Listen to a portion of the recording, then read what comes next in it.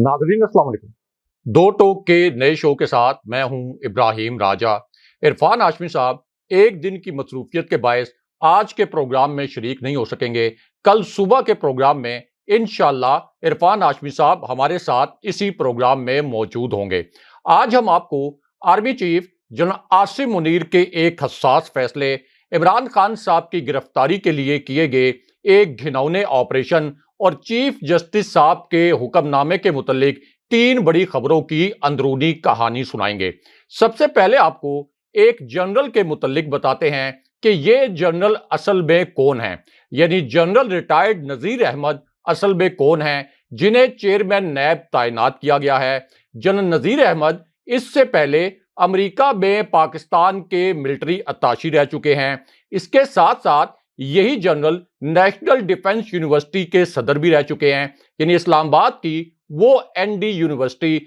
जो कि फौज के जेरे इंतजाम चलती है। और ये एक ऐसी यूनिवर्सिटी है जिसमें आर्मी चीफ जाकर खुद भी लेक्चर देते हैं। इससे पहले जनरल फैज अबीद जब DGISI थे तो वो भी इसी यूनिवर्सिटी में लेक्चर देते रहे। यही जो जनरल हैं यानी जनरल नजीर अहमद, ये कोर कमांडर पिशावर भी रह चुके हैं। और इसके अलावा यूसुफ रजा गिलानी जब पीपल्स पार्टी का दौरे हुकूमत था, उस वक्त यूसुफ रजा गिलानी जब प्राइम मिनिस्टर थे, उस वक्त यही जनरल उनके मिलिट्री सेक्रेटरी थे। और साबिक सदर परवेज मुशर्रफ के दौर में जब शौकत अजीज वजीर आजम थे तो ये उनके मिलिट्री सेक्रेटरी भी रह चुके हैं। इन्हें 2014 में लेफ्टिनेंट जनरल के ओहदे पर तरक्की दी गई थी और 2016 में इन्हें कोर कमांडर पेशावर मुकर्रर किया गया था। इसके साथ साथ ये पाकिस्तान मिलिट्री एकेडमी के कमांडर भी रहे। 2018 में इनकी रिटायरमेंट हुई और अब इन्हें चेयरमैन नैब तैनात किया गया है। इनकी तैनाती 3 साल के लिए है, लेकिन इमरान खान साहब ने इस तैनाती को मुस्तरद कर दिया। और उसकी वजह यह है कि इमरान खान साहब का स्टैंस यह है कि चेयरमैन नैब की तैनाती प्राइम मिनिस्टर और ऑपोजिशन लीडर की मशावरत से होती है। लेकिन यहां पर एक बड़ा अजीबो गरीब किस्म का ड्रामा किया गया कि राजा रियाज जिन्होंने ये ऐलान कर रखा है कि वो नून लीग के टिकट पर अगला इलेक्शन लड़ेंगे, उन्हीं के साथ एक नाम नेहाद मशावरत की गई और फिर चेयरमैन नैब का तकर्रुर किया गया। हालांकि शाह महमूद कुरैशी जिनको ऑपोजिशन लीडर के तौर पर PTI ने नामजद किया है, ये मशावरत उनके साथ होनी चाहिए थी। अब आपको GHQ के एक फैसले और वज़ीर-ए-आज़म हाउस में दी गई एक शटअप कॉल के मुतालिक एक बड़ी खबर से आगाह करते हैं। अब ये जो शटअप कॉल वज़ीर-ए-आज़म हाउस में दी गई, इसका ताल्लुक इमरान खान साहब की गिरफ्तारी से है। यानी शहबाज शरीफ को इमरान खान साहब की गिरफ्तारी के मामले पर यह बराह रास्त एक शटअप कॉल दी गई। और शहबाज शरीफ को यह शटअप कॉल उस वक्त दी गई जब वो इमरान खान साहब को जाली हेलीकॉप्टर के केस में गिरफ्तार करवाना चाहते थे। शहबाज शरीफ की यह ख्वाहिश थी कि हेलीकॉप्टर का जो जाली केस इमरान खान साहब के ऊपर बनाया गया, इसमें हर सूरत में इमरान खान साहब को गिरफ्तार किया जाए और फिर एहतसाब अदालत से इमरान खान साहब के खिलाफ एक फैसला भी लिया जाए। अब आफ्ताब सुल्तान ने शहबाज शरीफ को बराह रास्त शटअप कॉल दी और यह कहा कि इस केस में इमरान खान साहब के खिलाफ जीरो एविडेंस है, इसलिए इमरान खान साहब की गिरफ्तारी किसी भी सूरत इस केस में नहीं हो सकती। उसके बाद शहबाज शरीफ ने आफ्ताब सुल्तान को धमकाया और यह कहा कि अगर जाली हेलीकॉप्टर केस में इमरान खान साहब की गिरफ्तारी नहीं हो सकती तो फिर ऐसा करो कि इमरान खान साहब को तोशाखाना केस जो एक नाम नेहाद जाली केस है, इसमें गिरफ्तार करो। लेकिन इस फरमाइश पर और शहबाज शरीफ की इस धमकी पर भी आफ्ताब सुल्तान ने एक इनडायरेक्ट कॉल शहबाज शरीफ को दी और उन्हें यह बताया कि यह जो नाम नेहाद तोशाखाना केस है, इसमें इमरान खान साहब के खिलाफ जीरो एविडेंस है, बुशरा बीबी साहिबा के खिलाफ किसी किस्म के शवाहिद नहीं है, इसलिए इस केस में भी इमरान खान साहब की या बुशरा बीबी साहिबा की गिरफ्तारी नहीं हो सकती। और फिर ये इख्तलाफात इतने बड़े कि आफ्ताब सुल्तान को चेयरमैन नैब के ओहदे से इस्तीफा देना पड़ा और अब नए चेयरमैन की तैनाती की गई। लेकिन अब यही जो नाम नेहाद तोशाखाना केस है, जिसमें शरीफ खानदान के घर से इमरान खान साहब के हक में गवाही आई, यानी आफ्ताब सुल्तान जिन्होंने मियां नवाज शरीफ के बहुत करीब रहकर काम किया था, नवाज शरीफ की फरमाइश पर आफ्ताब सुल्तान को चेयरमैन नैब लगाया गया था, उन्होंने भी ये गवाही दे दी कि इमरान खान साहब के खिलाफ कोई एविडेंस नहीं है, लेकिन इसी तोशाखाना के केस में इमरान खान साहब की गिरफ्तारी के लिए जमान पार्क में एक बड़ा घिनौना नौयत का ऑपरेशन किया गया। लेकिन इस ऑपरेशन से पहले एक ऐसी इंटेलिजेंस इंफॉर्मेशन लीक हो गई कि इस इंफॉर्मेशन से यह पता चल गया कि इस ऑपरेशन के पीछे असल में क्या भयानक राज है और अचानक शहबाज शरीफ ने यह ऑपरेशन करने का हुक्म क्यों जारी किया और मरियम नवाज की ये जो जाती ख्वाहिश थी कि इमरान खान साहब को गिरफ्तार करना है हर सूरत में ताकि उनकी अना की तस्कीन हो, इसके पीछे असल में क्या भयानक राज था। अब ये जो इंफॉर्मेशन है ये असल में प्राइम मिनिस्टर हाउस में होने वाली एक एक्टिविटी के मुतल्लिक थी और यहां पर चीफ जस्टिस ऑफ पाकिस्तान यानी जस्टिस बंदयाल साहब के खिलाफ बराह रास्त एक खतरनाक तरीन बगावत का प्लान बनाया गया और जो 3 हारे हुए कमांडर्स हैं यानी हारे हुए लश्कर के जो 3 कमांडर्स हैं इनको प्राइम मिनिस्टर हाउस में हंगामी तौर पर बुलाया गया। अब इन तीनों कमांडर्स को उस वक्त बुलाया गया जब चीफ जस्टिस साहब ने और जो 5 रुकनी बेंच था इनके 3 जज साहिबान ने यह फैसला दिया कि हमने ये हुक्म दे दिया कि हर सूरत में अब 90 दिन के अंदर इलेक्शन होने चाहिए और अगर 90 दिन के अंदर इलेक्शन ना हुए तो ये एक तरह से आइन शिकनी होगी। अब इस पूरी सूरत हाल में ये जो 3 कमांडर्स हैं हारे हुए लश्कर के यानी फजलुर रहमान, आसिफ अली जरदारी और शहबाज शरीफ, जिन्हें इमरान खान साहब ने एक मरतबा नहीं 3 मरतबा इबरतनाक किस्म की शिकस्त दी और फिर इमरान खान साहब ने तारीख को इस तरह से उल्टा कर रख दिया कि जब जनरल बाजवा आर्मी चीफ थे अप्रैल 2022 में रजीम चेंज ऑपरेशन के बाद भी जनरल बाजवा तकरीबन 9 माह तक आर्मी चीफ रहे, लेकिन इस दौरान जनरल बाजवा और उनकी एस्टैब्लिशमेंट की भरपूर कोशिशों के बावजूद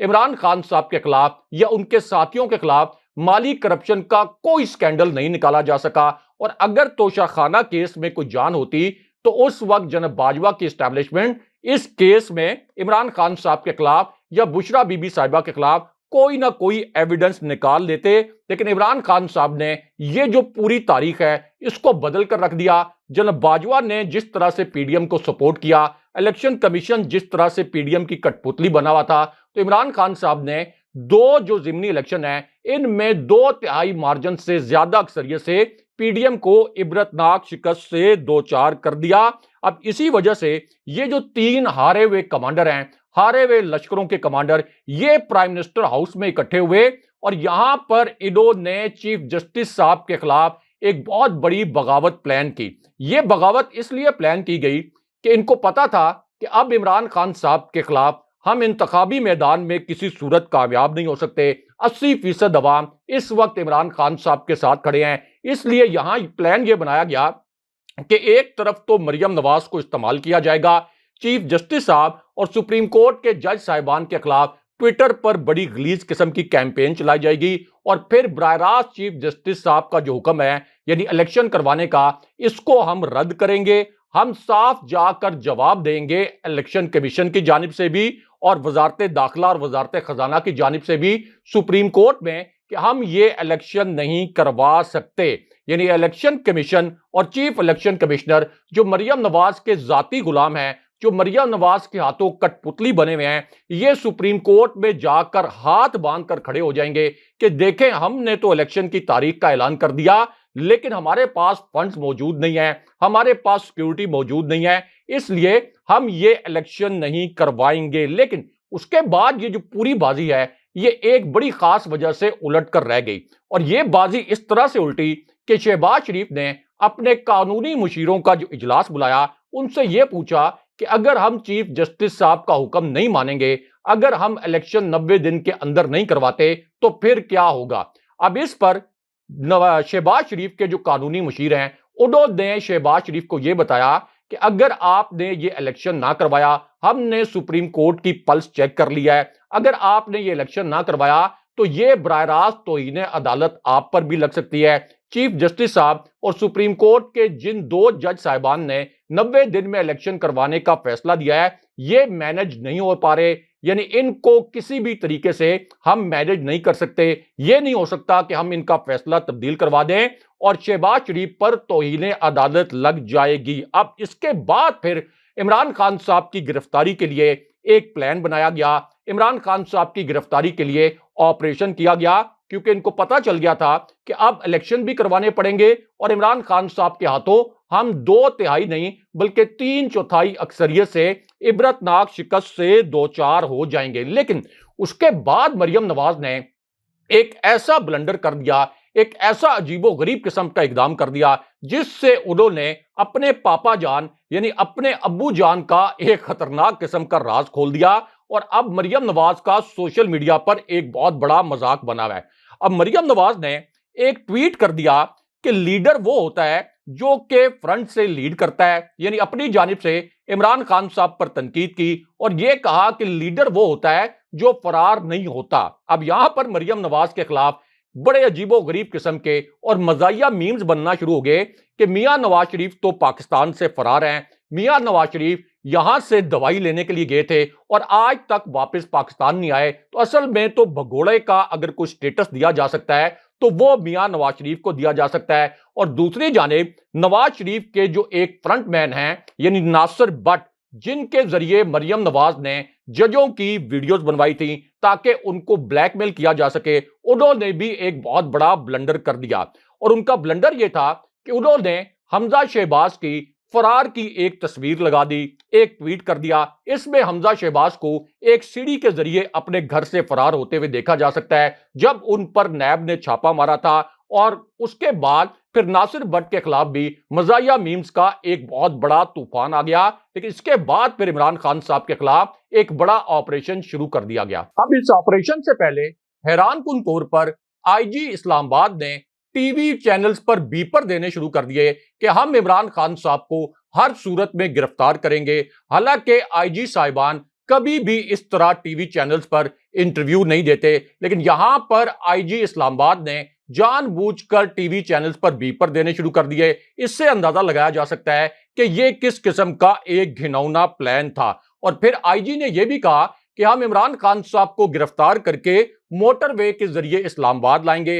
इससे इस्लामाबाद पुलिस की बदनीयती का पोल भी खुल गया। लेकिन दूसरी जानिब सलमान शहबाज, जिनको आला अदालतों ने मफरूर, इश्तहारी और आदि मुजरिम करार दिया, उनको लंदन में बैठे बैठे हिफाजती जमानत दे दी गई थी। इसहाक डार, जिन्हें आदि मुजरिम, मफरूर और इश्तहारी सुपीरियर कोर्ट्स ने कहा था, उनको भी लंदन में बैठे बैठे हिफाजती जमानत दे दी गई थी। लेकिन इमरान खान साहब को, जिनके ऊपर कातलाना हमला हो चुका है, उनको हर सूरत में अदालत में पेश होने पर मजबूर किया जा रहा था ताकि किसी तरीके से खुदा न खास्ता उन पर कातलाना हमला करके उनकी जान ली जा सके। लेकिन अब इस पूरी सूरत हाल में जब जमान पार्क में ऑपरेशन शुरू किया गया तो फिर एक आप कह सकते हैं कि ऐसी सिचुएशन बनी जो कि पाकिस्तान की तारीख में कभी नहीं देखी गई। 3 अतराफ से जमान पार्क का घेराव किया गया और उसके बाद हमने ये देखा कि लाखों की तादाद में जो लोग हैं वो जमान पार्क के अतराफ आज खुद जमा हो गए।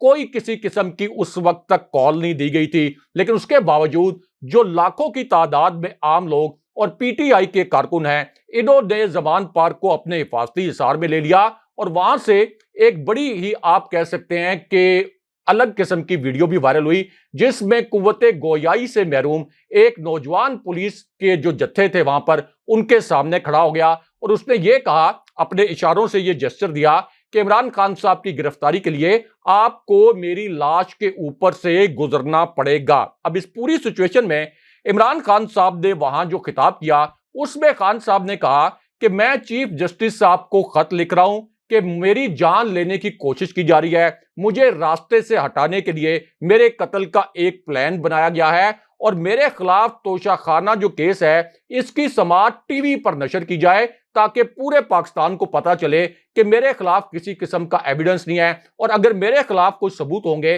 तो तब भी पूरे पाकिस्तान को पता चल जाएगा कि हाँ मैं मुजरिम हूं। यानी इमरान खान साहब, जिनके ऊपर कातलाना हमला हो चुका है, जिनकी जान को अभी भी शदीद खतरात हैं, वो पाकिस्तान से नवाज शरीफ की तरह भागे नहीं है और अब भी पाकिस्तान में रहकर ये जो एक फिस्तायत है इसका मुकाबला कर रहे हैं। लेकिन अब यहां पर जो चोटी के कानूनी माहिरीन हैं उनसे बतौर सहाफी मेरी बात हुई है। उनका कहना यह है कि इमरान खान साहब का ये जो केस है ये पहली पेशी पर उड़ जाना चाहिए। ना सिर्फ ये कि इमरान खान साहब को जमानत मिलनी चाहिए बल्कि ये केस ही खत्म हो जाना चाहिए। और ये जो मौजूदा सूरत-ए-हाल है, ये जीएचक्यू के लिए और एस्टेब्लिशमेंट के लिए भी बहुत ज्यादा हसास है, क्योंकि इमरान खान साहब इस वक्त पाकिस्तान के 22 करोड़ लोगों की रेड लाइन है। और अगर इमरान खान साहब के खिलाफ इस तरह के ऑपरेशन किए गए तो जाहिर है कि मुल्क में एक ऐसा एहतजाज शुरू होगा जो कि इस करप्ट हुक्मरान टोले को ऐवानों से निकाल बाहर करेगा। और फिर ये जो पूरी सूरत हाल है, ये एस्टैब्लिशमेंट के लिए भी अच्छी नहीं होगी, क्योंकि एस्टैब्लिशमेंट के ऊपर भी फिर उंगलियां उठना शुरू हो जाएंगी। अगले प्रोग्राम तक के लिए अल्लाह हाफ़िज़।